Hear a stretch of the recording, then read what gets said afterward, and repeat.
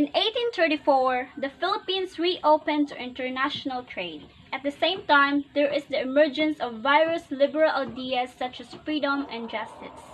Filipinos also had the opportunity to rise to life better known as ilustrados and principalia, just like Dr. Jose Rizal, Graciano Lopez Jaina, and Antonio Luna, who have studied abroad. But through their studies abroad, they were called to the injustice of the Spanish rule in the Philippines. The system that the Spaniards implemented benefits themselves, just like the forced payment of taxes or tributo, forced labor without pay or pulo y servicio, and buying Filipino products at low cost or bandala. The violence of the Spanish is truly indiscriminate. Even within the church, there is discrimination taking place between the friars and the Filipino priests. More importantly, the unjust execution of Gomborza in 1872 due to the secularization movement became the turning point for reforms. When the Filipinos became aware of the truth, they decided to have a movement in which it aimed at change from the system run by the Spaniards. This is what they called the propaganda movement.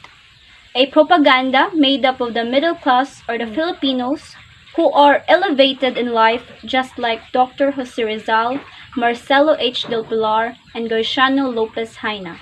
The purpose of this change is that Filipinos want to see through equality between Filipinos and Spaniards under the law, or so-called equality under the law, representative in Spanish Cortes, Filipinization of the Philippine parishes, and individual liberties like freedom of expressions, freedom of press, and freedom of speech. And above all, the Philippines will become a regular province of Spain so that the Spaniards will have equal treatment to the Filipinos. The propaganda movement set up a news organ called La Solidaridad, where they stated what was wrong with the system operated by the Spanish.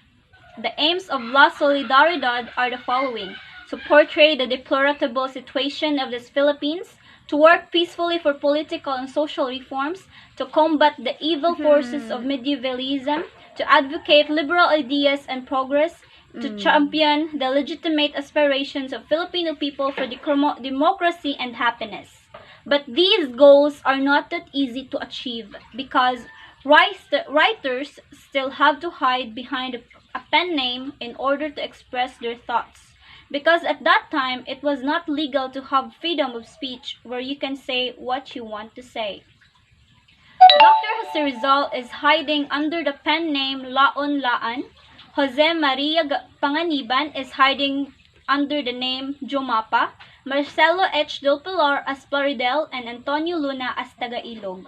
But over 6 years, the dissemination of information through La Solidaridad was stopped on November 15, 1895 due to lack of funds, internal problem of Spain, the Fiarians are too powerful, and the petty jealousies among the reforms which they not agree on what they should do. For 4 seasons, the propaganda movement did not succeed, but Dr. Jose Rizal will never give up.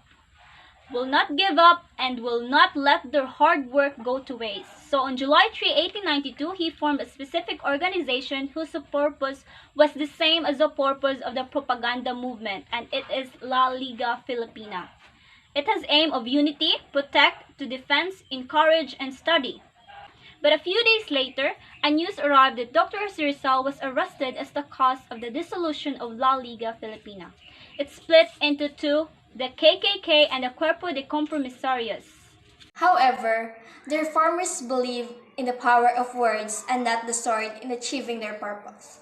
Words are one of the powerful weapons they can use against their enemy.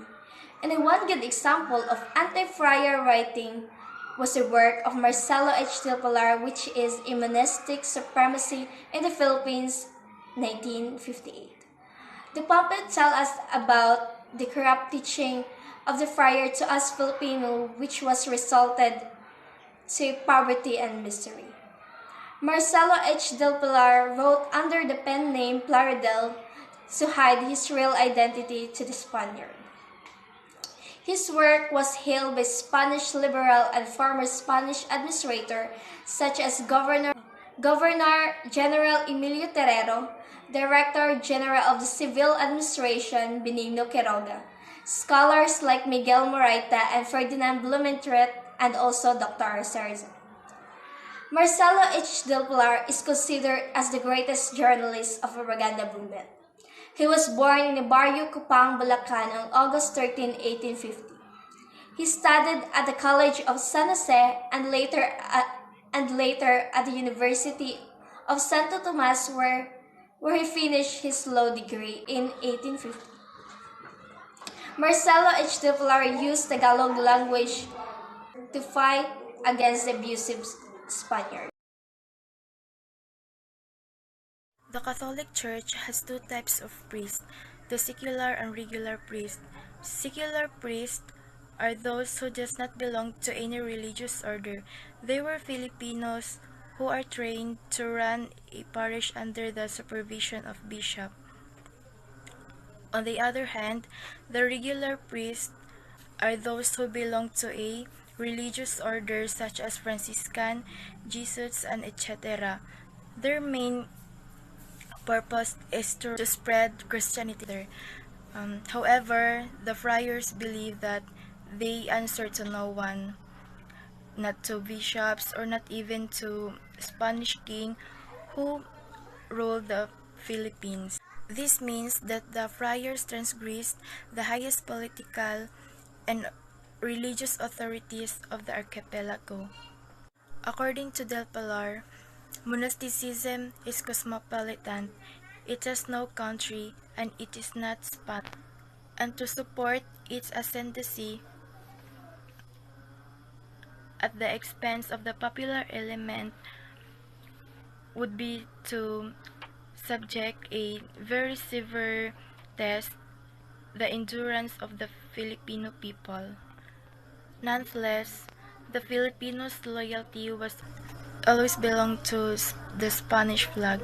Example are the Dutch threats, the British threats, and the Chinese uprising.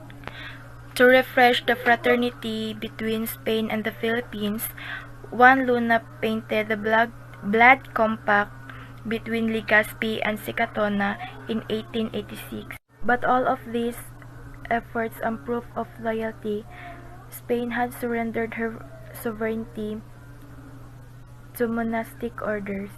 As a result, the friars imposed their dominance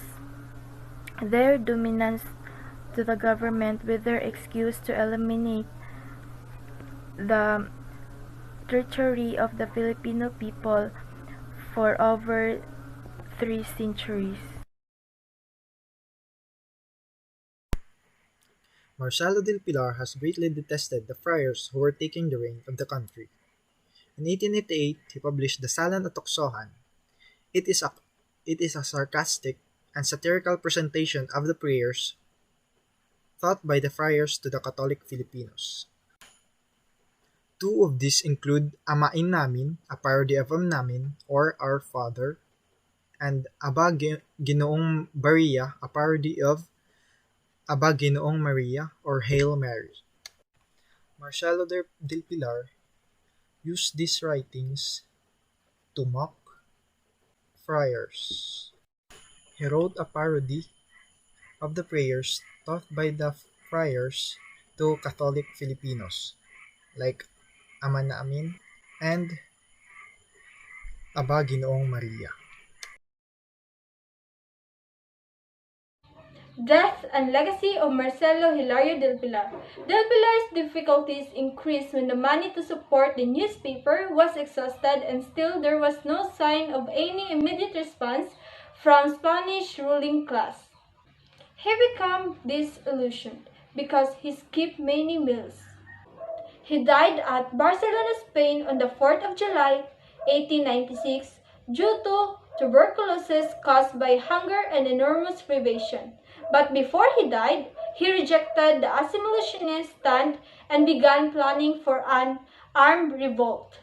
He vigorously affirmed that Insurrection is the last remedy, especially when the people have acquired the belief that peaceful means to secure the remedies for evils prove futile.